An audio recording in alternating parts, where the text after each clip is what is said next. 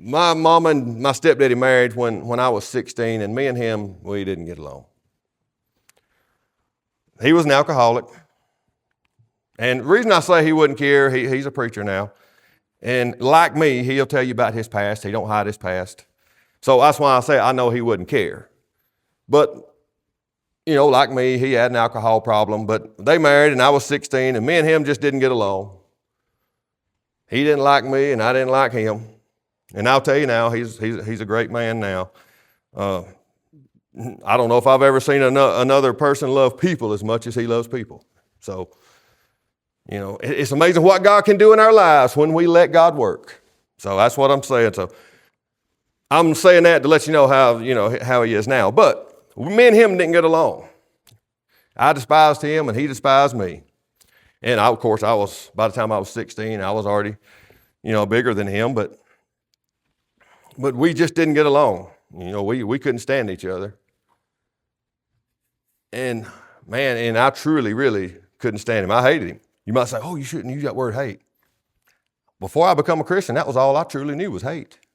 I mean, I'm not going to lie, and I'm not going to try to make it sound something that it wouldn't. Yes, I was full of hate. I hated myself. Of course, if I hated myself, I hated other people before I become a Christian. But I did. Me and him didn't get along at all. And he was in the Marines, and of course, he had to tell me that all the time when I was in high school. He kept saying, oh, you'd never make it if you join the Marines. So guess what my plan was? Oh yeah, I'm going to show you. You couldn't make it up no better. I'm in my senior year, and then this Marine, they called me to the office, me and another guy, and we go to the office. They said, this Marine recruiter's wanting to meet y'all two. Okay, so we go in there. He said, I come all the way here to this school just to meet y'all two. I was like, boy, he's smart. He's smart. He know. He come here just because he done heard about us. And I looked at that other guy in there. He was like 5 foot tall. I was like, okay, maybe that ain't it. Maybe he hadn't heard how tough we are here. Nothing against it, but, he couldn't play with a yo-yo or anything. And so I thought, well, why is this guy coming here to see us? So the other guy told me, he says, no, I don't want no part of it. So he leaves, and then the recruiter talks to me. And I thought, I'm going to show my stepdaddy. So we get to talking. He said, can I come back another day and talk to you? I was like, yeah, I want to do it. He said, okay. So he comes back. And we're going through things. We're going through my medical history. Of course, I got a heart murmur and chronic bronchitis. He's like, oh, no, you'll be wasting my time and you'll be wasting your time. I was like, no, I'm doing this. He's like I said, you'd be wasting your time and mine.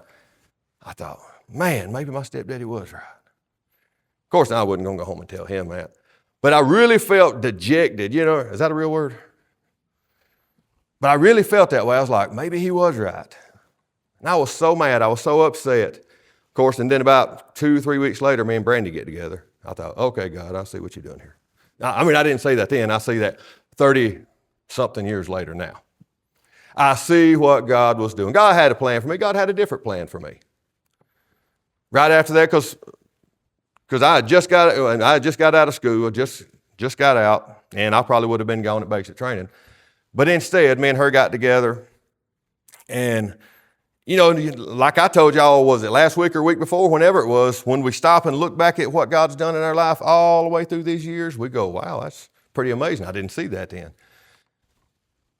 So I truly believe that was something that God had in the plan.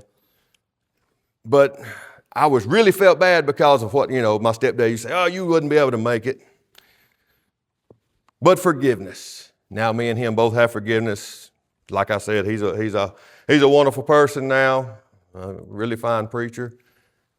And it's amazing when we open our hearts and let God in what we can do. People we can truly love. People we didn't think we would ever be able to forgive and love. God can open our hearts. If we let him, remember, we got to let this happen.